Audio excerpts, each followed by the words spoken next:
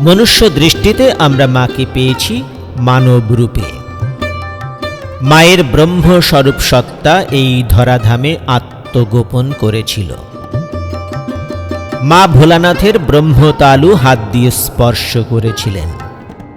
ভোলানাথ ওং শব্দ উচ্চারণ করতে করতে আপনা থেকেই কলের পুতুলের মতো মাটিতে আসন করে বসে পড়েছিলেন।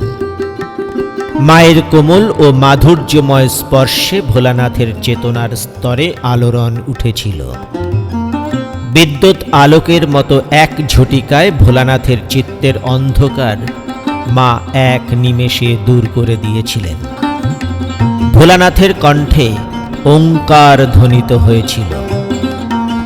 শাস্ত্রে বলে, যে একবার ওঙ্কার ধ্বনি শুনতে পেয়েছে সে পূর্ণ ব্রহ্মের সঙ্গে এক হয়ে যায়।